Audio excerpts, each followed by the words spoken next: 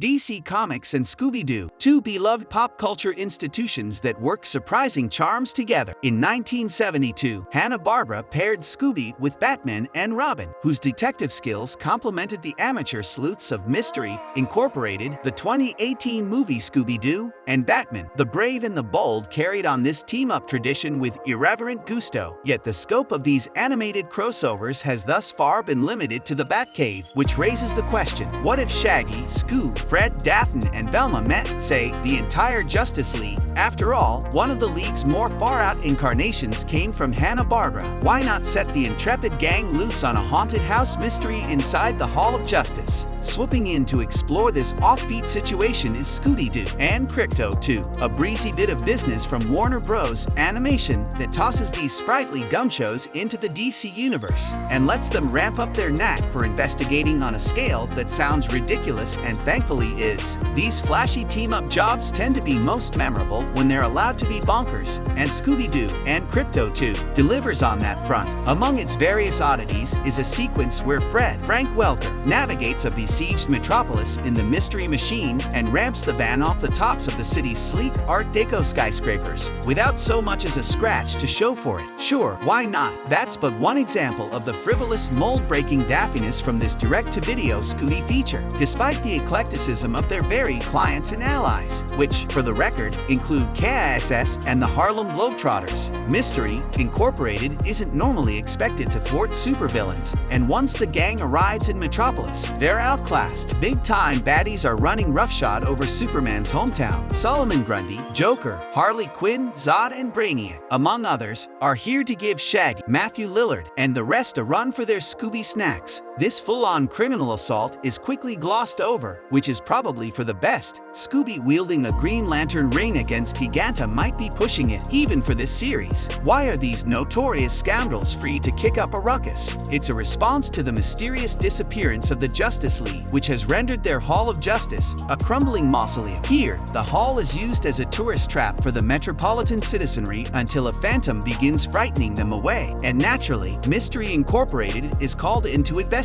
Adding some spice to the Scooby formula is Lex Luthor, Charles Halford, doing a passable Clancy Brown, who rolls in with bulldozers, intent on reducing his arch-enemy's headquarters to rubble. And he might pull it off too, if these meddling kids, along with Krypto the Superdog, who gets surprisingly short shrift in spite of his second billing, don't stop him first. But who is responsible for the League's disappearance and the Hall's new poltergeist? The potential culprits pile up. There's the lady who runs a fry truck previously shunned by the League, the disgruntled valet fed up with parking Batmobiles, aero cars, and invisible jets, and of course, former U.S. President Lex is hanging around, flanked by his flummoxed attaché Mercy Graves, Victoria Grace, and Doberman bodyguard Rex Ruther. Side note, while Scooby-Doo and Krypto 2's fixation on Lex's presidency is a nod to his history in comics and animated series, its subtle, Trumpian allusions will doubtlessly fly over the heads of younger viewers, which makes one wonder why it's in here at all. What follows is a string of unlikely face-offs designed to elicit easy chuckles from fans of Scooby and DC alike. The script throws in its share of expected groaners, like Lois Lane, Tara Strong, failing to recognize Velma, Kate Micucci, without her glasses. Funnier bits include a scene where Shaggy fires an array of trick arrows from Green Arrow's quiver. The disco ball arrow is a highlight, and a predictably hammy sequence where Shaggy and Scooby run amok in the Hall of Justice's commissary. Quite a few of these gags and reference points seem to cater to an older, more comic-savvy crowd, though even die-hard DC fans might need to break out a copy of Who's Who to catch them all. Less successful jokes tend to orbit around the summer. Daphne, Gray Griffin, spent with Daily Planet cub photographer Jimmy Olsen, James Arnold Taylor, which puts confident Fred on the defensive. Anytime Fred and Daphne get a moment alone, the conversation veers to his insecurities concerning Jimmy, which might have provided some soapy oomph if Jimmy was actually present in the story. But he isn't. Fred's emotional fragility ends up serving a story purpose anyway, such as the economy of T.K. O'Brien's wacky screenplay. But omitting Jimmy from most of the movie, especially when he'd fit right in, feels like a big missed opportunity. While Scooby-Doo and Krypto 2 misses a few tricks, Director Cecilia Aronovich Hamilton. Harley Quinn. Straight out of nowhere, Scooby-Doo meets Courage the Cowardly Dog. Keeps things moving at a genial clip. But in truth, this ambitiously silly entry in the Scooby series, once rumored to be among the many scrapped projects in the Warner Bros. Discovery overhaul, feels more like a celebration of the DC brand than an offbeat throwback crossover. The funky eccentricities of Hanna-Barbera's most popular characters have been sanded down enough over the years that it's really no surprise that the world containing its super friends would feel more dutifully reverent than endearingly cheesy. Even Krypto, the purported star of this show, feels like a mascot instead of a character in his own right. In the direct-to-video world, even a superdog can't have his day. Verdict: Scooby-Doo, and Krypto too, is a typically silly animated Scooby team-up that milks most of its jokes from the unlikely pairing of Mystery, Incorporated and certain high-profile characters from the DC universe. While the concept of watching the Scooby Gang investigate a haunted house whodunit in the Hall of Justice is admittedly great, the Mystery Shaggy, Scooby, Velma, Daphne and Fred find themselves immersed in is overstuffed with DCU callbacks, in-jokes, and a seemingly endless cameo parade that interferes with its novelty. Even Krypto, the superdog, the one character to share top billing with Scooby-Doo, gets lost in the shuffle,